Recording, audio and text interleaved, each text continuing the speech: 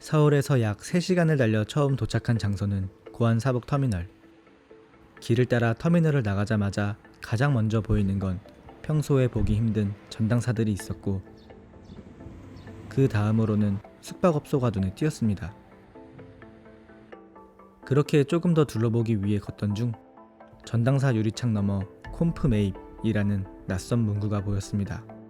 다른 전당사에도 동일하게 콤프메입이라는 문구가 붙어 있었습니다. 저희는 이 문구가 궁금해져 전당사에 들어가 물어보았습니다. 혹시 콤프가 뭐예요? 아니, 오늘 가려고요.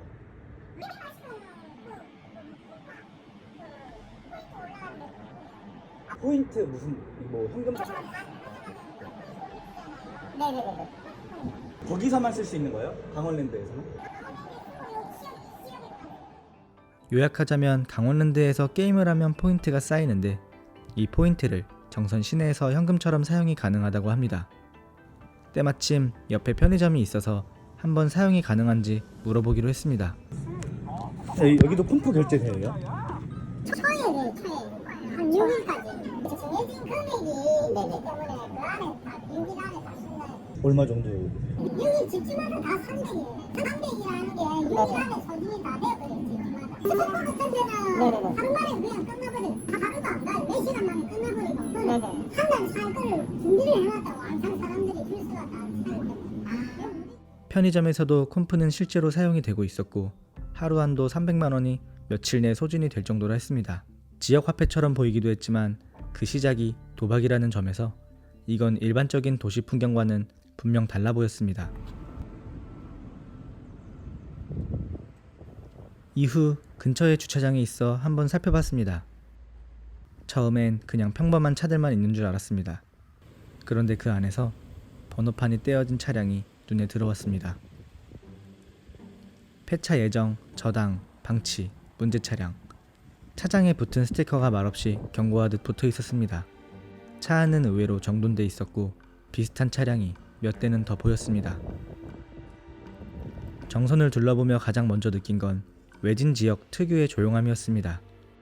사람은 적었고 상업적인 활기 대신 뭔가 설명하기 어려운 정적이 동네를 감싸고 있었습니다. 그렇게 차를 타고 15분쯤 올라가자 강원랜드가 모습을 드러냈습니다. 입구 앞은 한산했고 주변엔 유동인구도 거의 보이지 않았습니다.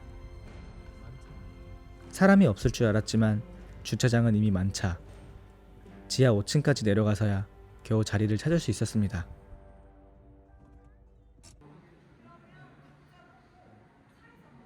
우리는 직접 카지노 안으로 들어가 보기로 했습니다. 내부는 촬영이 불가능했지만 직접 확인한 결과 예전만큼은 북적이진 않았지만 여전히 사람들은 게임 테이블과 슬롯머신 앞을 지키고 있었습니다.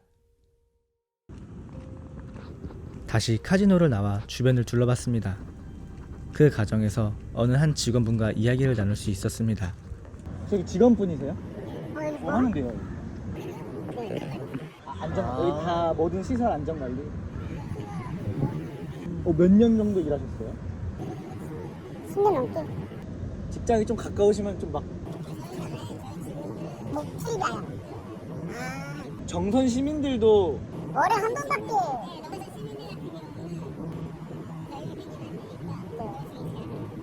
그럼 다른 데는 자주 올 수 있다는 거잖아요.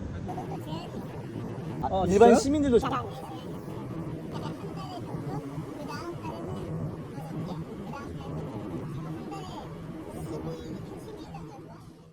강원랜드는 도박 과몰입을 막기 위해 2016년부터 냉각기 제도를 운영하고 있다고 했습니다. 월 15일 이상 또는 분기당 30일 이상 출입한 고객은 일정 기간 입장이 제한됩니다. 이 제도가 과연 효과적이었을까요? 한국사행산업통합감독위원회에 따르면 2022년 기준 우리나라의 성인 도박 중독 유병률은 5.5%. 이를 수치로 환산하면 약 237만 명. 도박은 여전히 사라지지 않고 있었습니다. 그렇다면 지역 상권은 어떨까요? 우리는 궁금증을 안고 강원랜드 바로 아래 4부급 시내로 내려가 봤습니다. 도착하자마자 눈에 띈 건 더 많아진 전당사들과 그 다음으로 줄비한 숙박업소들이었습니다. 이곳 거리엔 관광객은 거의 없었습니다. 사람이 떠나고 돈이 멈추자 이 지역은 숨을 죽였고 도박은 남았지만 경제는 사라졌습니다. 우리는 이러한 문제에 대해 상인들은 어떻게 생각하고 있을지 가장 많이 보였던 전당포를 먼저 찾았습니다. 안녕하세요. 제가 지금 촬영 중인데 몇 가지 궁금한 게 있어가지고 괜찮을까요? 죄송합니다. 선생님 안녕하세요. 제가 지금 촬영 중인데 몇 가지 궁금한 게 있어가지고 여쭤볼 게 있어서 네네네네. 죄송합니다. 대부분의 사장님들은 인터뷰를 거절했지만 운 좋게 한 분과 대화를 나눌 수 있었습니다. 여기서 혹시 근무하신 지 어느 정도 되셨죠? 저는 3년 넘었어요. 그전에는 외국에 있었어요. 내가 외국에 있을 때도 이 카지노 관련 업계에 있었어요.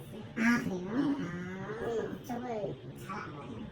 그래도 3년 동안 근무하면서 별의별 일 다 겪어봤을 것 같은데 뭐 차량 젊은 친구들이 차량 같은 것도 맡겨놓고 차를 훔쳐간다든가 훔쳐가지 못하게 핸들키 같은 거 잠궈하고 못 움직이게 해놓고 그러니까 승질나거나 기름 뿌리고 불질르는 사례도 있고 사업을 해서 돈을 벌어야 되는데 사업이 지지부진하니까 또 그런 사람들도 도박에 빠져. 그래서 올 초에 한 사람 그 근처에서 그 사람은 이제 콩투 같은 거 강하고 펌프가 그래서 마일리지 같은 거 있었어요. 그게 언제까지? 가게는 그냥 24시간이라고 이제 관리를 하고 이제 장사도 안 되고 손님도 없고 그러니까 저는 한 12시간 집에 자고 근데 옛날에는 되게 좋았을 거 아니에요? 화이 좋아 여기도 사람들 많고 그래서 식당들도 막 몇 터지고 인건비 재료비 다 됐어요. 다 빼고도 한 달에 한 3,000씩 벌고 있어요. 10년 전에 그런 원인들이 매출 총량이라고 내가 돈을 너무 많이 벌면 또 기대를 받아요. 그런 게 없어져야 되는데 왜냐면 이 도박하는 데라서 손에 돈 많이 있는 저렴 많이 버는 거고 손이 많이 따라가면 수입이 없는 거고 이런 건데 그 다음에 이제 입장에 관련돼서 뭐 날짜 수라든지 입장에서 게임할 수 있는 시간 총량제로 해서 이제 바뀌면 그런 것들이 이제 고객들이 좀 편하게 게임할 수 있는 내일도 갈 수 있고 모레도 갈 수 있는데 뭐하러 굳이 지금 당장 가야 하겠어요. 전당포 사장님은 예전보다 상권이 눈에 띄게 줄었다고 했습니다. 그리고 그 원인으로 강원랜드와 정부의 지나친 규제를 꼽았습니다. 그렇다면 이 동네에 두 번째로 많았던 숙박업소들은 어떤 생각을 갖고 있을까요? 제가 말해드릴 수 있는 거는 코로나 전보다 그때보다 더 상담해요. 일반 손님은 솔직히 연휴 때나 조금 오지 연휴 때 와도 솔직히 구경할 데가 없어요. 이 자동차 조향도로 딱 내려오는 순간 보이는 게 뭐예요? 전당사. 카지노 규제를 좀 풀어야 살아요. 카지노 규제 외에 어느 그리고 출입일수도 있고 그리고 너무 빨아먹고 상권이 쭉 내려오면 아무래도 전국적으로 경기도는 이런 것도 있고 사람들 수입수도 제한돼 있고 그 다음에 배팅 금액도 맥시멈이 정해져 있고 온라인 카지노는 몇백 몇천만 원도 하니까 또 온라인에 다 빠지지. 그런 사람들이 예전에는 카지노에 엄청 많이 왔었는데 온라인에 빠지기 시작하면서 여기는 딸 수가 없는 구조다. 그래서 사람들이 온라인으로 계속하니까 온라인으로 집에서도 어디서도 뭐 편하게 다 할 수 있으니까. 숙박업소 사장님들 역시 사람들이 많이 감소한 이유가 강원랜드의 규제라고 말했습니다. 그리고 이로 인해 사람들은 온라인 도박으로 빠진다고 말했죠. 중독 방지를 위한 규제는 지역 경제를 무너뜨렸고 도박은 어디론가 숨어들어 여전히 수많은 중독자를 낳았습니다. 강원랜드, 과연 누구를 위한 공간일까요?